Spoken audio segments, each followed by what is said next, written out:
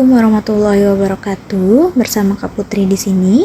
Hari ini kita akan membahas tryout lalu, yaitu dalam subbab literasi bahasa Indonesia. Oke teman-teman, langsung aja kita ke nomor yang pertama. Nomor 1, makna pernyataan serta mengatur fase puasa saat jam tidur untuk memudahkan melewati waktu tanpa makan. Dalam bacaan di atas adalah, oke teman-teman, yang di sini yang ditanyakan apa? Betul ya, yang ditanyakan adalah makna dari pernyataan yang berada di dalam tanda kutip. Kita harus tahu dulu nih kata kunci dari pernyataan tersebut. Kita lihat apa kira-kira kata kunci yang kalian bisa dapatkan teman-teman dari kalimat ini. Ya, kita bisa garis bawahi atau kita highlight ya. Di sini yang bisa kita highlight adalah fase puasa saat jam tidur.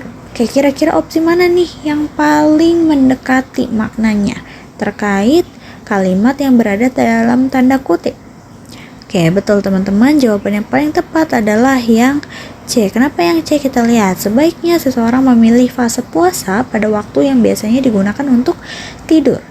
Kenapa yang C? Karena di sini dia maknanya sama, yaitu fase puasa saat jam tidur ini bisa memudahkan kita berpuasa karena kita melakukannya tanpa makan, jadi kita lebih terbiasa teman-teman ya, kita tidak terbebani karena biasanya saat jam tidur kita memang tidak makan seperti itu. Oke, lanjut lagi ke nomor yang kedua.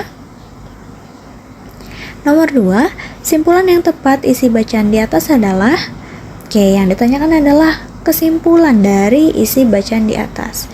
Kita baca dulu sedikit tentang teks di atas. Paragraf 1, ada banyak metode diet yang diketahui masyarakat. Salah satunya adalah diet intermittent fasting atau dikenal juga dengan diet puasa. Bersumber dari Institut Pertanian Bogor, secara harfiah intermittent fasting memiliki arti puasa berselang. Oke, itu termasuk pokok dari teksnya ya teman-teman. Intermittent fasting adalah puasa berselang. Kita langsung lihat paragraf keduanya. Beberapa hal yang harus diperhatikan agar diet ini dapat berjalan lancar, diantaranya memilih metode yang pas dengan tujuan diet dan kemampuan tubuh. Oke, yang bisa kita highlight di sini adalah cara pengerjaannya ini kita harus menggunakan metode yang pas sesuai dengan tujuan diet dan kemampuan tubuh kita. Oke, berarti kira-kira simpulan mana nih yang bisa kita simpulkan dari teks di atas? Apakah yang A, B, C, D, atau E?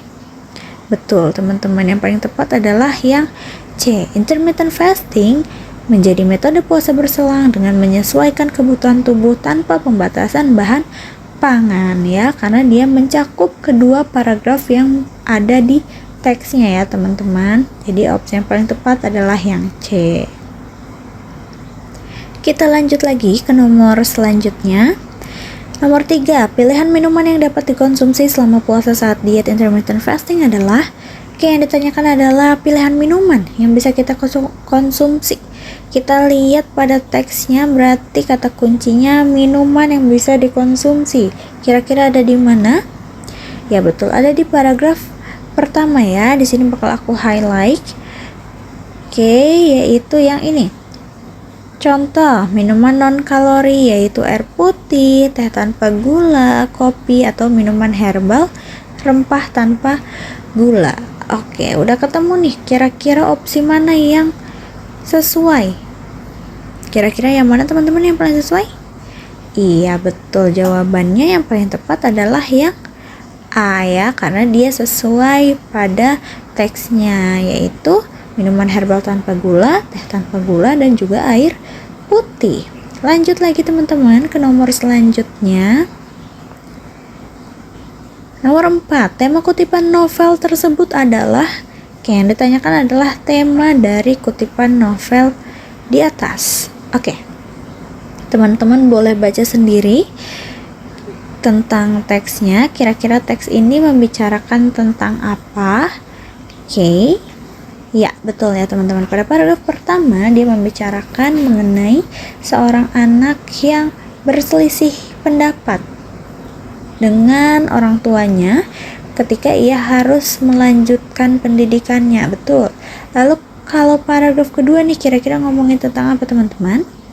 Ya, betul sekali. Di sini dia membicarakan mengenai dia yang mendapatkan surat dari temannya, dan temannya ini menyarankan dia untuk bersekolah di Jawa. Oke, nah kira-kira teman-teman, manakah opsi yang paling tepat untuk tema kutipan di atas? Iya, yang mencakup kedua paragraf yang berada dalam teks di atas. Jawabannya yang paling tepat adalah yang betul, yang D ya teman-teman, karena paragraf pertama dia ngomongin kegelisahan tokoh aku, dan paragraf kedua dia menjelaskan bahwa ia akhirnya memutuskan melanjutkan pendidikan sesuai usul dari teman suratnya. Oke, good. Kita lanjut lagi ke nomor 5. Manakah pernyataan yang mempresentasikan aku sebagai anak pemimpi? Oke, kita lihat di sini kata kuncinya adalah anak pemimpi. Kira-kira anak pemimpi itu seperti apa sih teman-teman? Ya, orang yang punya mimpi, berarti dia punya kemauan yang tinggi, punya tekad ya.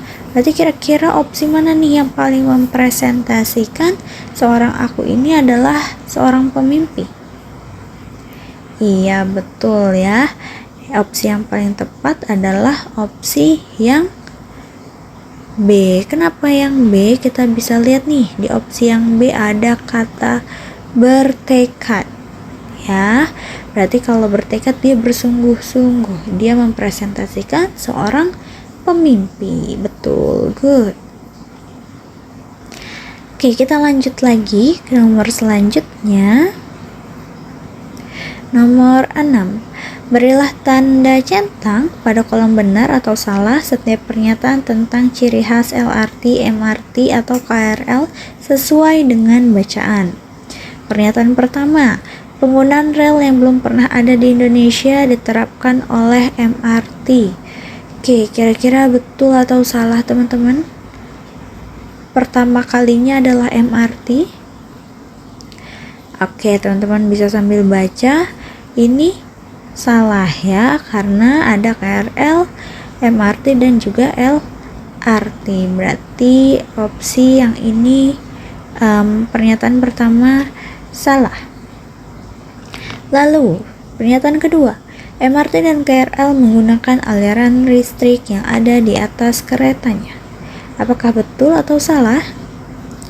Oke, teman-teman bisa lihat di sini dia disebutkan bahwa dari sisi sumber daya listrik, baik MRT maupun KRL mengambil daya dari listrik di atas keretanya atau biasa disebut listrik aliran atas. Jadi pernyataan tadi betul ya. Oke, kita tandain. Pernyataan 3, hanya LRT digunakan untuk membawa penumpang lintas kota. Kira-kira benar atau salah teman-teman yang lintas kota? Salah ya, karena kita bisa lihat di kalimat awalnya KRL, MRT, dan LRT berfungsi memindahkan banyak orang dengan ruang jangkau dalam kota atau lintas kota yang berdekatan. Berarti bukan cuman LRT ya. Jadi pernyataan ketiga salah. Lalu pernyataan keempat, KRL paling unggul untuk membawa penumpang dihitung dari frekuensi perjalanan dalam sehari. Kira-kira betul atau salah? Iya, salah ya teman-teman. Karena kita bisa lihat di sini ada di bagian yang mana kira-kira? Iya, betul ya, di bagian sini akan aku highlight. Meskipun terkecil, keunggulan LRT terletak pada kemampuan mengangkut sejumlah penumpang yang dihitung berdasarkan frekuensi perjalanan dalam sehari. Oke, berarti di sini yang dibicarakan adalah si LRT ya, bukan MRT. Makanya pernyataan tersebut salah. Sorry, ternyata KRL ya teman-teman. Jadi harusnya LRT, tapi di opsinya di pernyataannya KRL, jadi dia salah. Lanjut lagi, yang terakhir, KRL, MRT, dan LRT bergerak menggunakan tenaga listrik. Betul atau salah? Betul, jelas ya. Tadi kan sudah dibilang kalau MRT dan KRL menggunakan aliran listrik yang ada di atas keretanya. Kalau misalnya LRT dia aliran listrik yang ada di bawah ya. Oke, lanjut. Nomor 7. Pernyataan di bawah ini yang merupakan opini penulis yang sesuai dengan bacaan di atas adalah mana kira-kira yang opini, teman-teman? Kita bisa lihat dari opsinya. LRT Jabodetabek karena menggunakan listrik aliran bawah. Apakah itu opini? Bukan ya. Lalu yang B, moda transportasi tersebut beroperasi dengan rute layanan di sekitar Jakarta dan kawasan penyangga Jakarta seperti Bekasi, Bogor, dan atau Depok.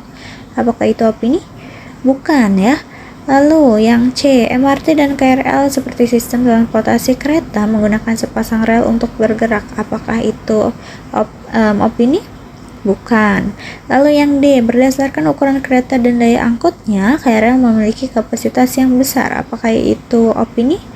Bukan juga. Lalu yang E, secara garis besar KRL, MRT, dan LRT tidak memiliki perbedaan yang dapat dilihat secara kasat mata. Apakah itu opini?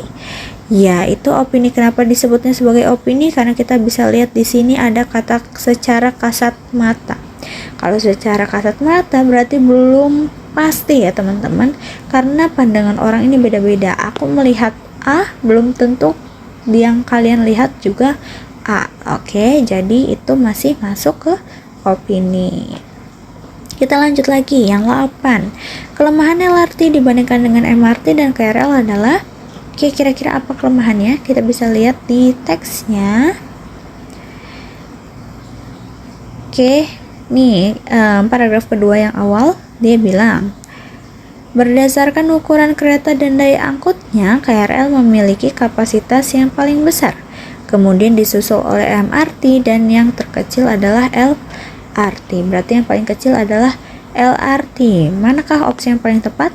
Iya, opsi yang paling tepat adalah yang A, dari kapasitas daya angkutnya, karena LRT yang paling kecil. Betul. Kita lanjut lagi.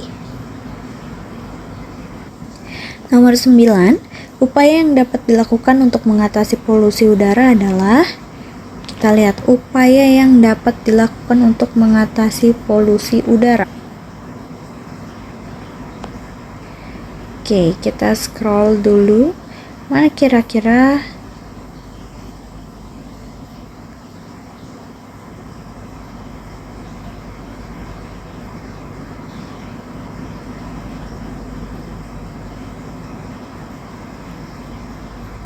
Oke, teman-teman bisa lihat di sini ya. Ada kalimat yang bilang bahwa penggunaan energi terbarukan juga meningkat, membantu mengurangi ketergantungan pada sumber energi fosil yang berkontribusi pada polusi udara. Berarti kira-kira opsi mana tuh yang tepat? Iya betul, yang D ya, yang paling tepat, menggunakan energi terbarukan dan memberikan aturan standar emisi pada pabrik dan kendaraan. Oke, lanjut lagi. Nomor 10. Pernyataan yang benar terkait penyebab polusi udara di Asia Tenggara adalah, oke, mana nih kira-kira? Ada di paragraf pertama, kita bisa baca, Asia Tenggara menghadapi beberapa tantangan dalam menghadapi polusi udara. Oke, pertama, pertumbuhan populasi dan urbanisasi yang pesat. Oke, terus kita lihat lagi, bawahnya ada kedua, hutan dan lahan gambut yang dibakar untuk pembukaan lahan pertanian. Oke, berarti penyebabnya dua itu ya. Kira-kira mana nih opsi yang paling tepat? Iya, betul. Opsi yang paling tepat adalah yang C, pertumbuhan populasi dan pembukaan lahan pertanian di hutan. Lanjut lagi nomor 11. Manfaat teknologi yang membantu mengatasi polusi udara adalah manfaat teknologi. Berarti kata kuncinya adalah manfaat teknologi. Teknologi mana kira-kira ada di mana nih teknologi? Oke. Ada di paragraf kedua ya. Di sini Kita bisa baca, teknologi juga memainkan peran penting dalam penanggulangan polusi udara. Pemasangan alat pemantauan kualitas udara dan jaringan pemantauan telah membantu pemerintah untuk mengukur dan mengelola tingkat populasi udara dengan lebih efektif. Oke, berarti kira-kira opsi mana tadi yang paling sesuai? Iya, betul. Yang paling sesuai adalah yang B ya, mengukur dan menjadi acuan untuk mengendalikan polusi udara. Kita lanjut lagi ke nomor berikutnya. 12. Manakah cara berikut yang menunjukkan kebanggaan pada budaya sesuai dengan bacaan tersebut? Oke, teman-teman bisa baca kira-kira mana yang memperlihatkan kita bangga terhadap budaya bangsa kita? Ya, bisa dilihat di sini ya teman-teman. Dengan melestarikan cagar budaya, kita bisa menjaga budaya bangsa dari pengaruh budaya asing, bla bla bla bla bla bla. Oke, jadi yang paling tepat jawabannya adalah yang betul, yang C ya, melestarikan cagar budaya. Lanjut lagi teman-teman, nomor berikutnya, nomor 13. Sesuai dengan bacaan pernyataan di bawah ini yang merupakan opini penulis adalah, kita lihat. Opsi yang A, manfaat sunscreen dapat dirasakan jika digunakan secara tepat. Kira-kira ini opini atau bukan? Oke, adanya di mana nih teman-teman? Oke, kalimat tersebut adanya di sini nih teman-teman. Padahal manfaat sunscreen baru bisa dirasakan secara optimal bila digunakan secara tepat. Oke. Nah, teman-teman bisa lihat ada kata padahal di sini. Padahal ini dia menunjukkan bahwa kalimat tersebut atau pernyataan tersebut adalah sebuah opini seseorang ya. Jadi opsi yang paling tepat adalah yang A. Kita lanjut lagi nomor 14. Hal yang tidak berkaitan dengan kulit dan sinar matahari dalam bacaan di atas adalah, oke, teman-teman boleh baca di sini, boleh di pause ya, kira-kira mana yang tidak sesuai dengan bacaan. Oke, biar cepat teman-teman bisa langsung pause dan baca sendiri. Ya, yang tidak ada dalam bacaan jelas adalah yang membicarakan tentang melanin didapat saat tidur karena tidak terdapat pada teksnya pernyataan tersebut ya. Lanjut lagi. Nomor 15. Tujuan perempuan mendapat tindakan vaksin tetanus toksoid adalah, kita lihat di awal dia sudah dijelaskan teman-teman. Suntik tetanus toksoid sebenarnya merupakan cara pencegahan terhadap penyakit tetanus neotorum, tetanus pada bayi, dan tetanus pada ibu. Jadi jelas kenapa perempuan harus mendapatkan tindakan vaksin tetanus toksoid, yaitu untuk mencegah penyakit tetanus pada bayi dan juga pada ibu. Betul ya. Jadi opsi yang paling tepat adalah yang A. Lanjut nomor 16. Pernyataan berikut ini yang bukan fakta mengenai suntik tetanus toksoid adalah, oke, teman-teman bisa dibaca kira-kira mana yang bukan fakta. Boleh di pause ya, bagian aku memperlihatkan teksnya biar kalian bisa baca. Oke, teman-teman, di sini teman-teman bisa baca bagian ini. Bahkan ada dokter yang menganjurkan wanita melakukan suntik tetanus toksoid sebanyak 2 kali ketika sedang hamil. Oke.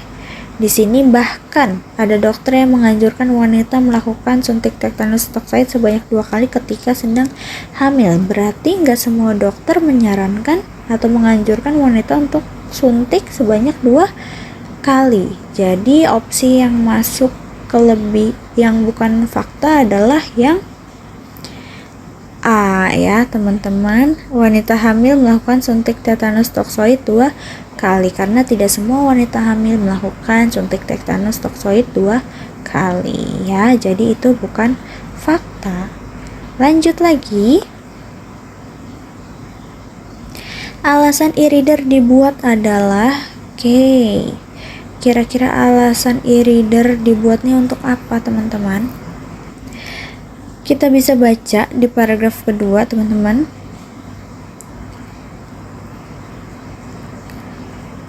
Katanya hal ini disebabkan pancaran cahaya dengan intensitas tertentu yang membuat mata kita mudah lelah. Inilah yang membuat beberapa perusahaan kemudian menciptakan inovasi berupa e-reader. Berarti penyebabnya adalah karena mata kita mudah lelah karena pancaran cahayanya. Jadi mana opsi yang paling sesuai? Iya, betul ya, opsi yang paling sesuai adalah yang alasan e-reader dibuat karena pembaca buku digital tidak cepat lelah matanya dan praktis penggunaannya. Good. Lanjut lagi, nomor 18, kelebihan membaca menggunakan buku digital adalah kita langsung lihat aja di opsi ini. Kira-kira apa kelebihannya? Jelas ya teman-teman, kelebihannya adalah yang C ya. Dalam satu gadget mudah diakses dan banyak buku yang tersedia. Kira-kira ada di paragraf berapa kalimat tersebut?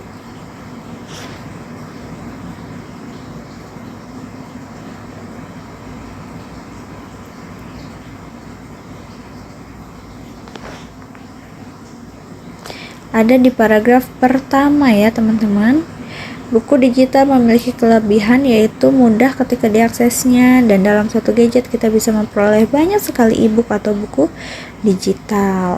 Good. Kita lanjut lagi ke nomor berikutnya. 19. Ketika melakukan gerakan memutar dan membungkuk pada olahraga pound feet akan kita lihat kata kuncinya di sini memutar dan membungkuk. Kira-kira ada di paragraf berapa yang membicarakan memutar dan membungkuk? Betul, ada di paragraf kedua. Kita highlight dulu. Banyaknya gerakan memutar dan membungkuk dapat bermanfaat untuk memperkuat otot perut dan jaringan ikat. Ini membantu membuat pinggang dan paha menjadi ramping. Berarti kira-kira opsi mana yang paling sesuai?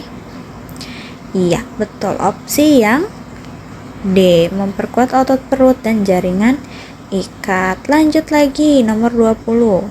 Berdasarkan bacaan, seseorang dapat menurunkan berat badan dengan cara, kita lihat. Mana nih yang ngomongin berat badan, menurunkan berat badan? Ada di paragraf pertama ya, teman-teman bisa baca di sini. Minim aktivitas fisik pada dasarnya merupakan faktor utama kenaikan berat badan dan obesitas. Kita highlight di sini. Studi menunjukkan bahwa olahraga teratur terbukti meningkatkan laju metabolisme yang dapat membakar lebih banyak kalori untuk membantu menurunkan berat badan. Beberapa penelitian menunjukkan bahwa ketidakaktifan faktor utama dalam penambahan berat badan dan obesitas. Berarti kira-kira opsi mana nih yang paling sesuai? Iya, opsi yang B ya, meningkatkan metabolisme dan bergerak aktif. Good. Lanjut lagi teman-teman ke nomor 21. Berdasarkan bacaan di atas, hambatan anak-anak di NTT untuk mendapatkan pendidikan adalah kira-kira apa hambatannya anak-anak NTT untuk mendapatkan pendidikan? Teman-teman bisa baca di sini. Namun sayangnya akses pendidikan yang layak masih belum bisa dirasakan oleh semua anak, khususnya anak-anak yang tinggal di wilayah 3T, salah satunya di pedalaman NTT. Akses pendidikan di pedalaman nampak masih tidak merata dan tertinggal jauh dengan pendidikan di kota-kota besar. Kita balik lagi ke pertanyaannya, kira-kira mana opsi yang paling sesuai? Ya, opsi yang paling sesuai adalah yang D ya, masih sulitnya akses ke sekolah dan kurangnya tenaga pengajar. Lanjut lagi ke nomor selanjutnya. Hasil yang dapat diketahui dari kurangnya pendidikan di daerah pedalaman yang didapatkan anak di NTT adalah hasilnya. Apa kira-kira hasilnya yang bisa dilihat? Bisa dilihat di sini teman-teman, di paragraf kedua dia bilang,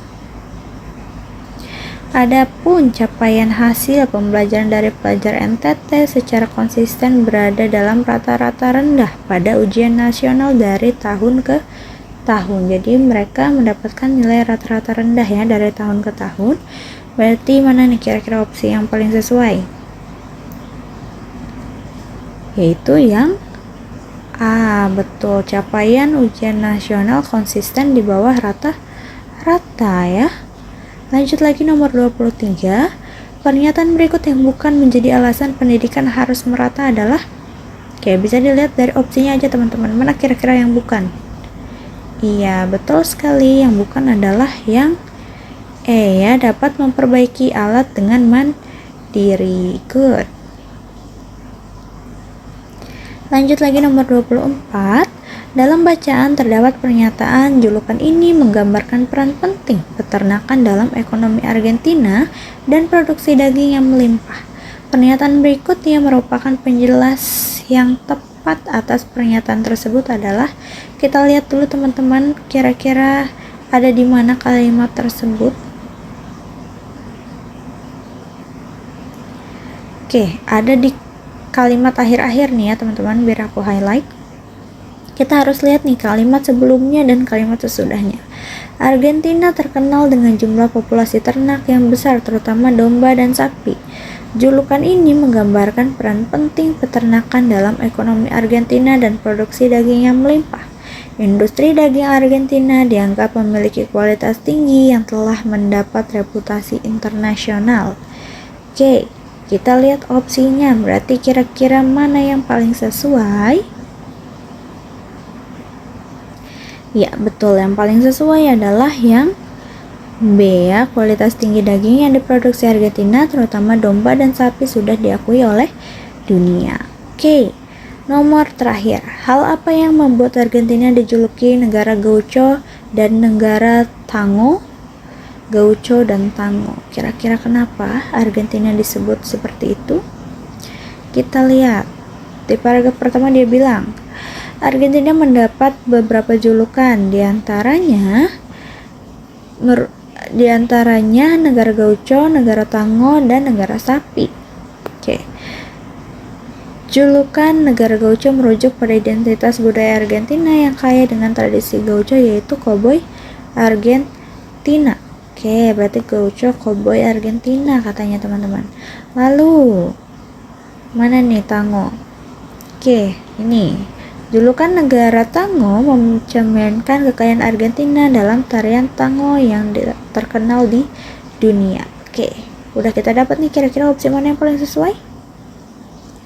Betul, opsi yang paling sesuai adalah yang C, ciri khas koboi dan tarian tangonya.